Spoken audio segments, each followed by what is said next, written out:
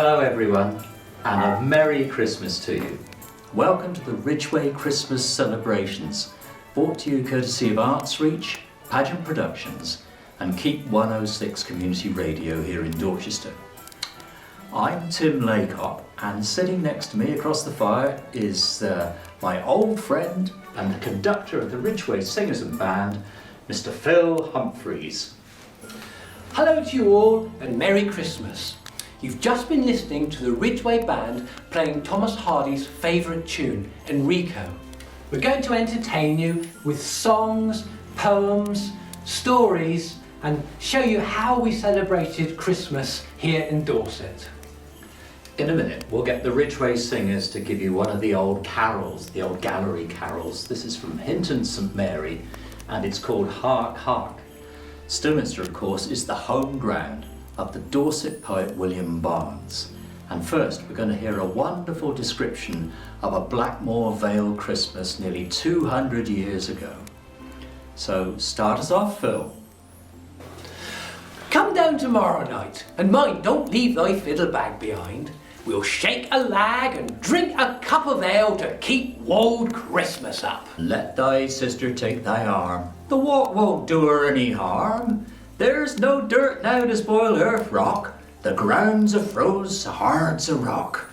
You won't meet any stranger's face, but only neighbours are the place. And Stow and Coombe and 2 or 3 from uncles up at Rookery. And thou'lt find a rosy face, a pair of eyes so black as sloes, the prettiest ones in all the place. I'm sure I needn't tell 'ee whose. We got a back bran, 3 girt logs, so much as 3 of us can car. We'll put 'em up with the dogs and make a fire to the bar. Everyone shall tell his tale, everyone shall sing his song, and everyone will drink his ale to love and friendship all night long. We'll snap the tongs, we'll have a ball, we'll shake the house, we'll lift the roof. We'll rob and make the maidens squall, a catching them at blind man's bath. So come tomorrow night, and mind, don't leave thy fiddle bag behind. We'll shake a lag and drink a cup of ale to keep wold Christmas up.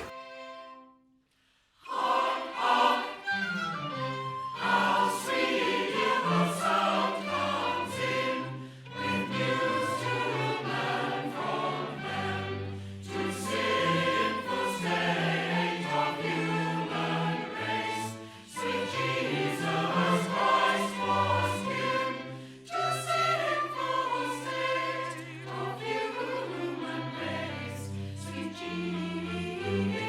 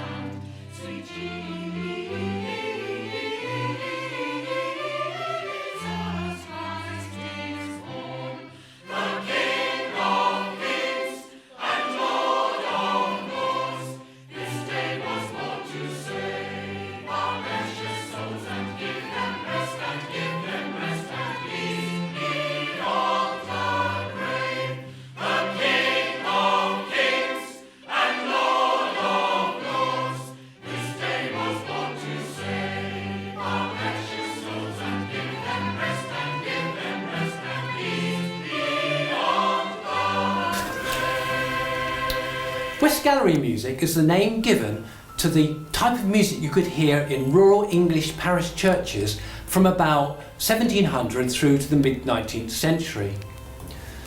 Most of the material was composed by people with very little formal education. It was full of rhythmic vitality and full-voiced. The musicians became an important part of the local community because not only were they found playing in church, but also for dances and other secular social activities, as so vividly described in Thomas Hardy's Under the Greenwood Tree. Oh yes, there's all kinds of musical references in Thomas Hardy's work, and music plays a very important part in the lives of many of the characters. Thomas's family were all noted musicians. Grandfather led the band at Puddletown and played the cello, and later, with Hardy's father on violin, they formed the band at Stinsford Church. Sadly, they were replaced by a harmonium shortly before Thomas's birth. Harmoniums. Yeah. But they carried on playing at local dances, and the Hardy family left behind many tune books which can be found in Dorset County Museum. And we're going to do one now which comes from Puddletown, and it's called Hail Happy Morn.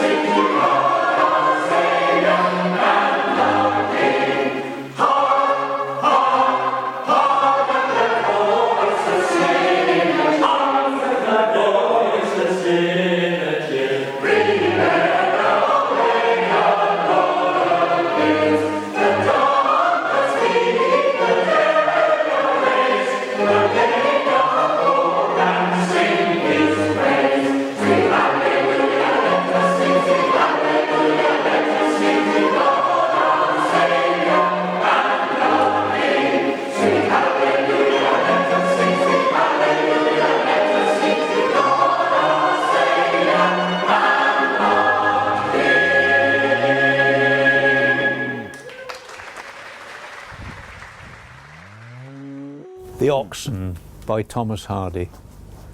Christmas Eve and 12 of the clock. Now they're all on their knees, an elder said as we sat in a flock by the embers in hearthside ease. We pictured the meek, mild creatures where they dwelt in their strawy pen, nor did it occur to one of us there to doubt they were kneeling then.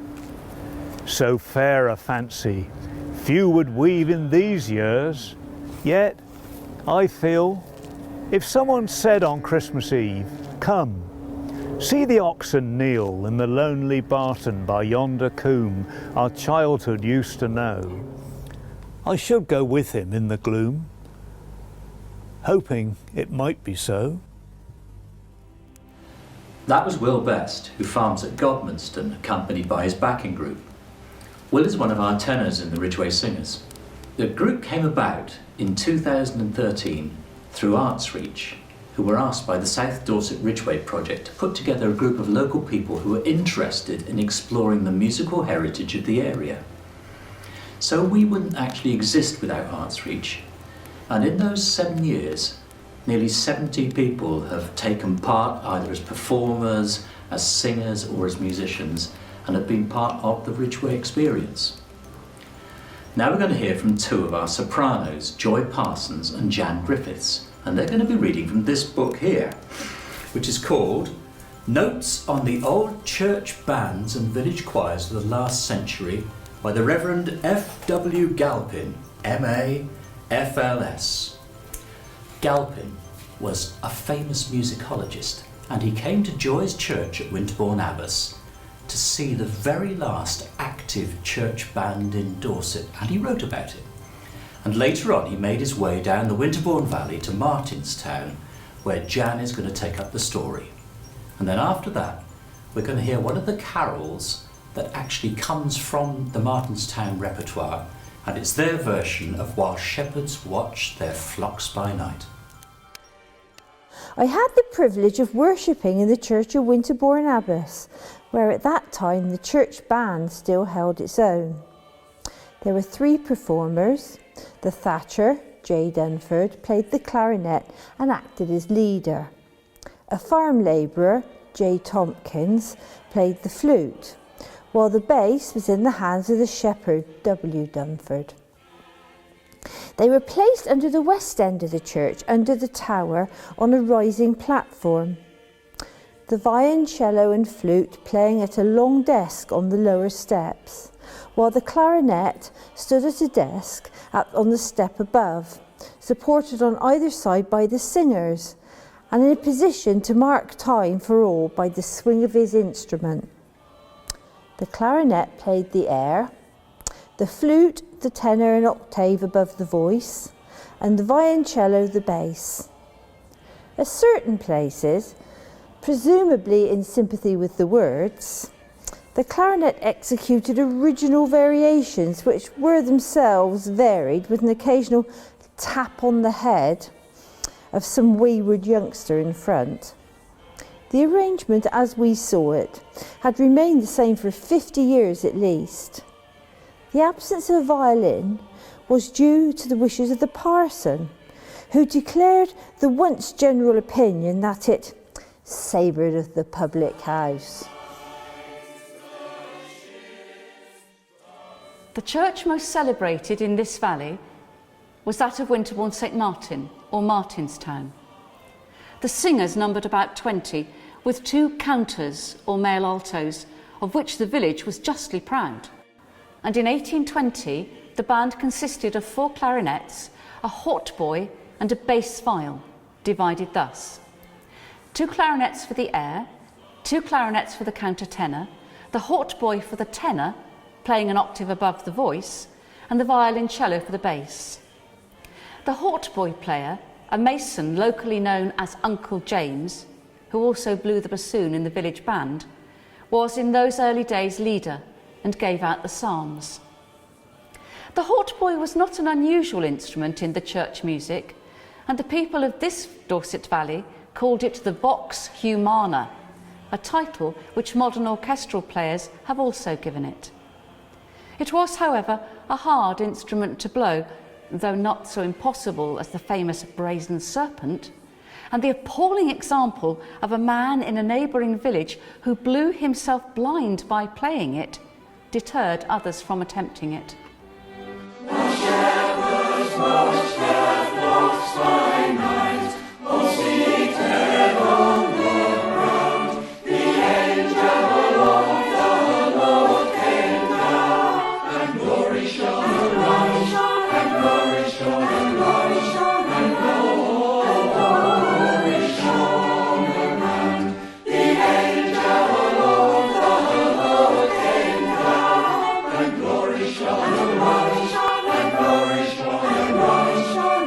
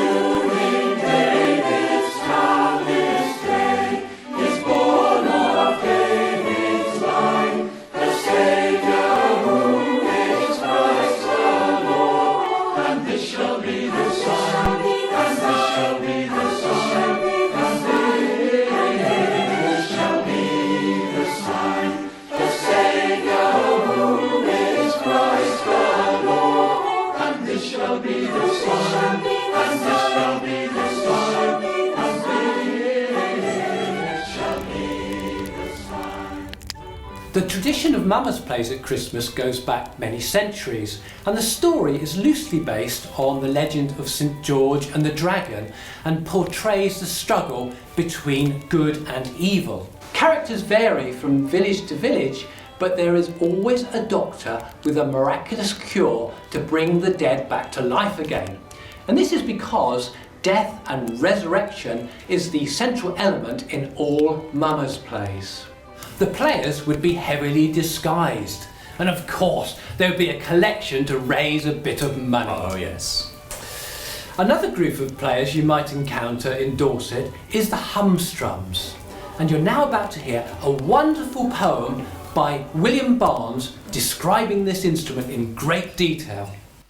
Why, once at Christmastide, afore the whole year were reckoned out, the Humphries here did come about, a sounding up at every door.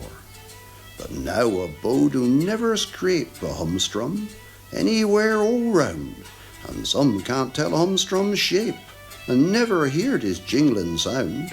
As ing and ing did ring the string, as ang and ang the wires did clang. The strings a tightened like to crack, athert the canister's tin side did reach a glittering side by side above the humstrum's hollow back.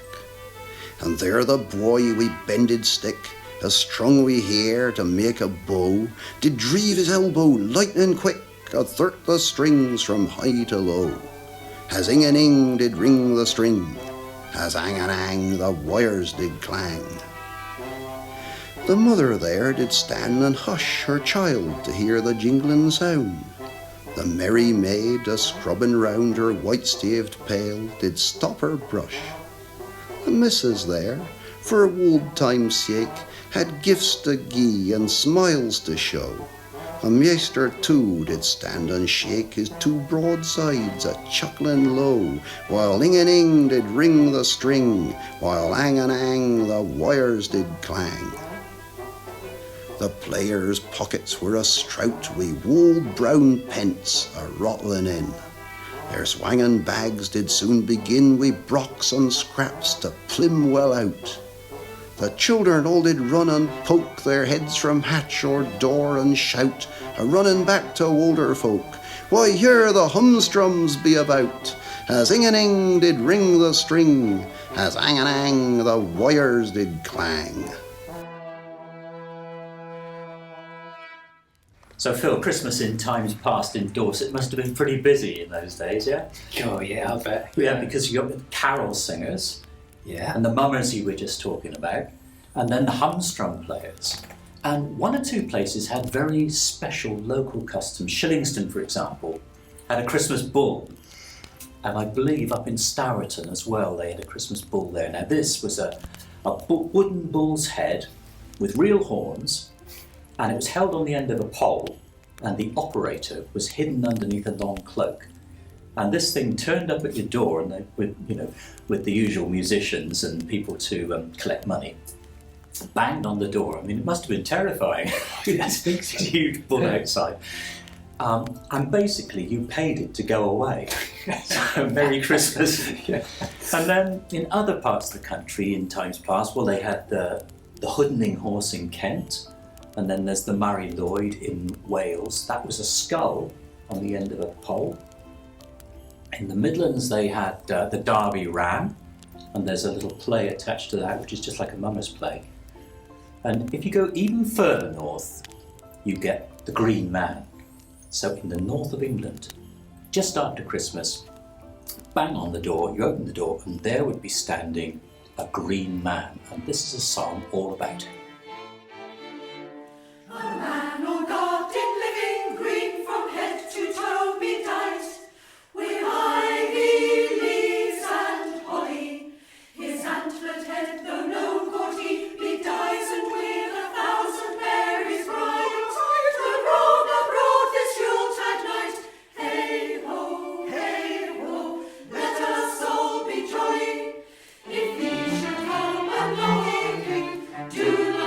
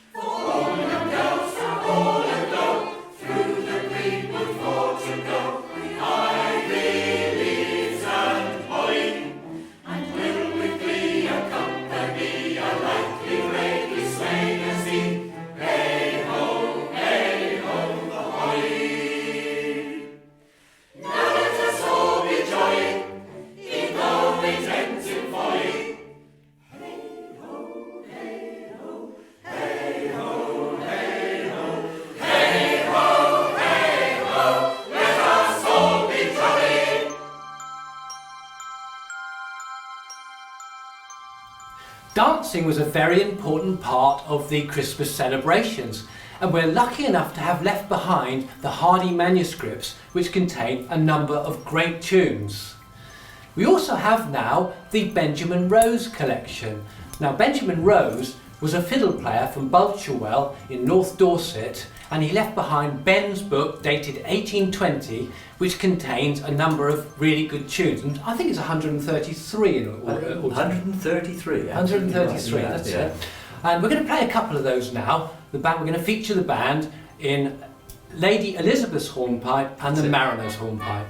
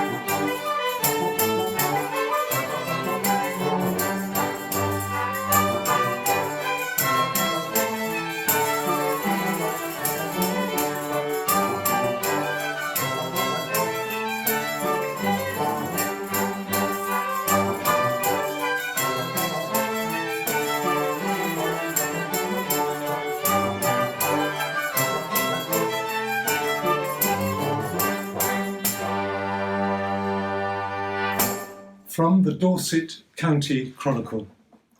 The Hardy players visit Max Gate. Christmas Day, 1920. The Hardy players visited the county hospital on Christmas evening. The party first sang the old Mellstock carols at the foot of the main staircase. Then they gave in 3 of the wards the famous Mummers play, which was such a prominent feature of the recent performance of The Return of the Native, and which was intensely enjoyed by the patients. In comes I, Old Father Christmas. Welcome or welcome not, I hope Old Father Christmas will never be forgotten. Christmas comes but once a year, and when he does, he brings good cheer, such as roast beef, plum pudding, and beer in a can. Don't you think I'm a jolly old man? And if you don't believe these words I say, walk in, O valiant soldier, and boldly clear the way. Following the visit to the hospital, the players made their way to Max Gate and repeated the play as a tribute to Mr. Hardy. Florence Hardy wrote excitedly to a friend the next day. We, contrary to our usual custom, have spent a most exciting Christmas. Yesterday, the mummers came and performed in the drawing room here, to the intense joy of T.H., his brother and sister, and the rest of the household. And friends who accompanied them fiddled to us and sang carols outside, the real old Bockhampton carols.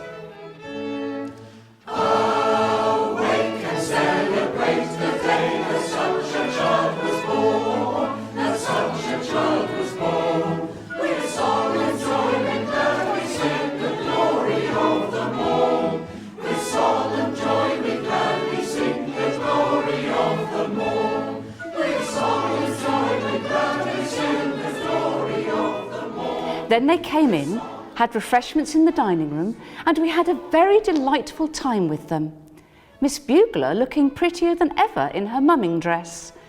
T.H. has lost his heart to her entirely, but as she is soon getting married, I don't let that cast me down too much. T is very well. At the mummers' party last night, he was so gay, and one of them said to me he had never seen him so young and happy and excited. He is now, this afternoon, writing a poem with great spirit, always a sign of well-being with him. Needless to say, it is an immensely dismal poem. Here we broached the Christmas barrel, pushed up the charred log ends. Here we sang the Christmas carol and called in friends.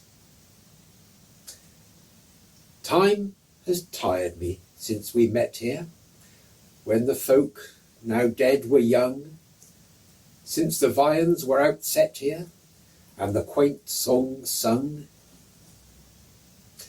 And the worm has bored the viol that used to lead the tune, rust eaten out the dial that struck night's noon. Now no Christmas brings in neighbours, and the new year comes unlit. Where we sang, the mole now labours, and spiders knit. Did he ever hear tell of how old Abram Stocker were pixie-led a few Christmases ago? Well, far as I can make out, he were up to his old capers down in the Red Lion one Christmas Eve, and they girt gap-mouths down there was talking about all sorts of things what they didn't know naught about as usual, and laying down the law about this and that. Well, at last, they got round to pixies, and all that sort that nobody don't know naught about. And Abram says, I bain't afeard of ghosts or jackies or pixies nor spirits. Not if that were the last words I spoke. well, the last words be true ones, Abram, says the landlord. I never knowed he'd afeard of spirits. Here, have another brandy. Abram Snow had been at band practice and he had his old serpenty thingamy with him. And after turnout, we could hear him a long time going up the street, tooting out, as he went up over the hill towards his place. Well, then it got a bit wheezy, as the old feller ran out of breath, and then everything was quiet and we didn't hear no more. Well, he didn't turn up at band practice the next week. And Frank Gedges was up around and he heard he'd been taken bad and he called in to see him. And then we heard the rest of the tale. Old Abram, so seen, got along pretty well along the level ground, and then, going down the old drong to his place, He tumbled over in the ditch 2 or 3 times and scraped his face pretty badly. And then, going across that piece of ground by the common towards his house, he seed lights, 2 of them, bobbing around as he was going along. What thinks he to himself? Well, that be the lights to our 2 windows to home. But what be 'em so wombly for? So away he went straight for the light. Soon he were hitting his foot upon clumps of grass and moss and mud, and then down he went up to his breeches pockets in muck. He'd gone in upon a bad piece of quaking bog and gone clean through. Sobered he up at once, that did, and he had the sense to keep still so he didn't sink no further into the bog.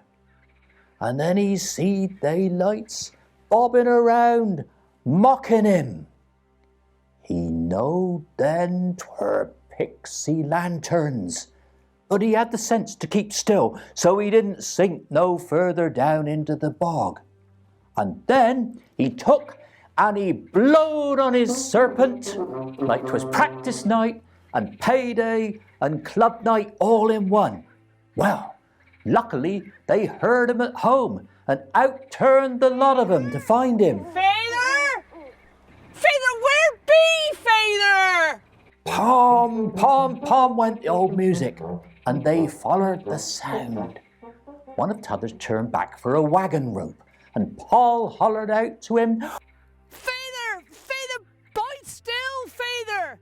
Turn thee pockets inside out! Turn thee pockets!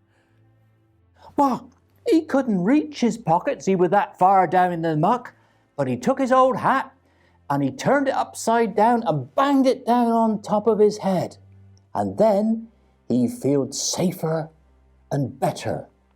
When the boy come back with the rope, and they flung it out to him, and he tied it round himself, and then they haulied and haulied and haulied, and at last they got he out.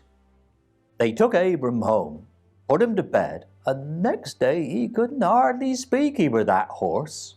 He'm pretty husky yet, but he's getting better, and he will have the old serpenty thing hung up on the bedroom wall, just where he can look at it when he's a-minded to. Vicky saved my life. And so it did, I believe. But we never heard Abram say naught against the pixies after that. Merry Christmas!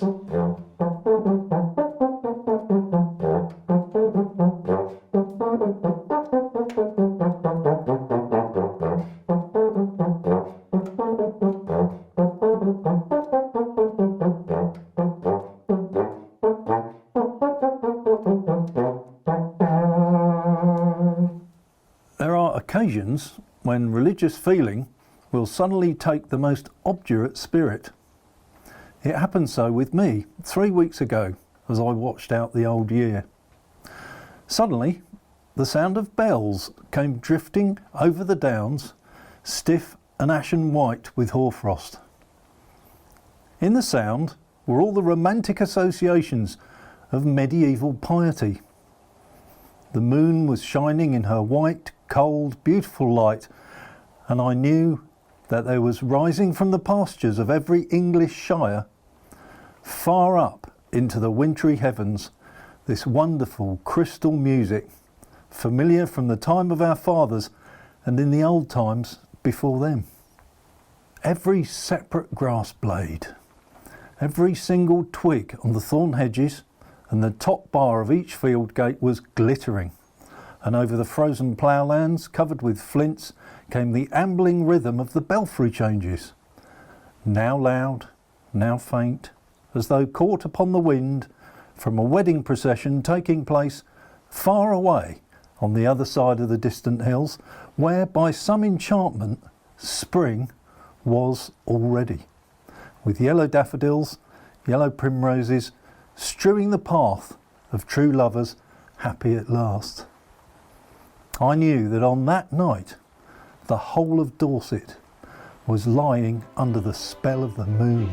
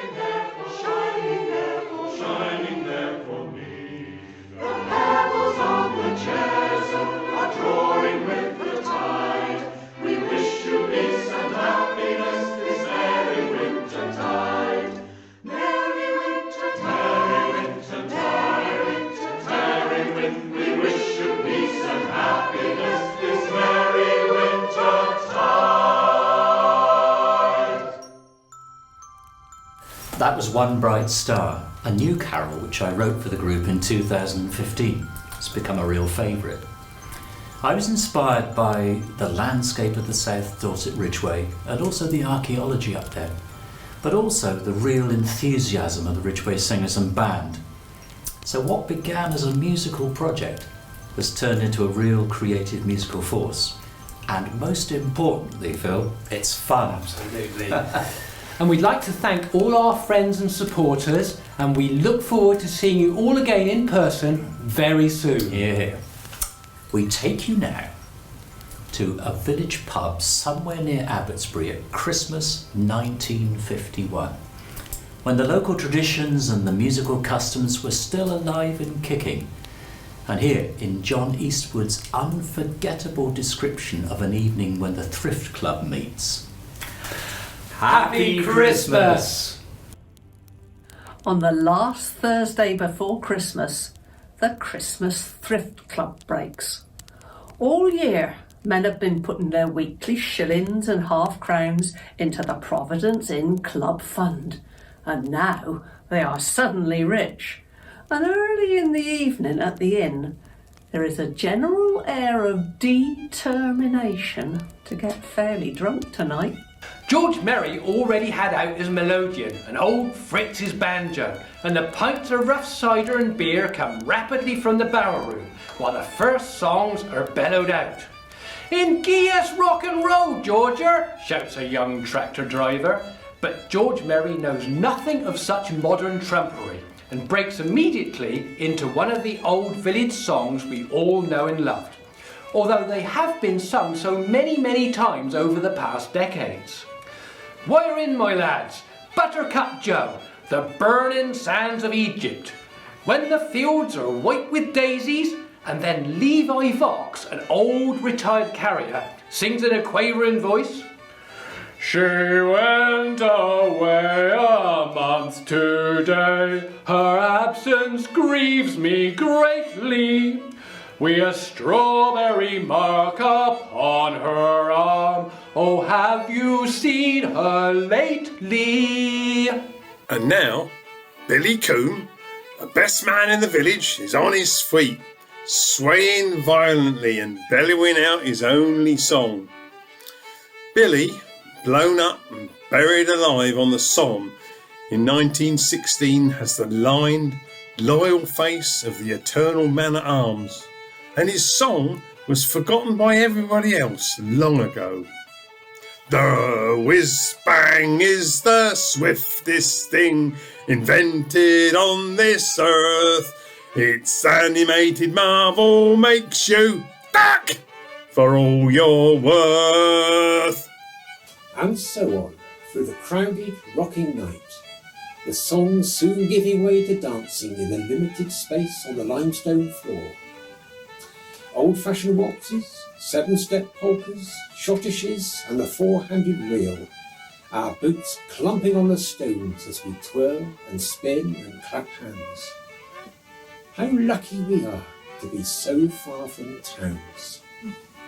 This must be one of the last villages in Dorset where the old dances are danced, without any help from urban country lovers, who can only succeed in making our dances precious and setting the ploughman against them.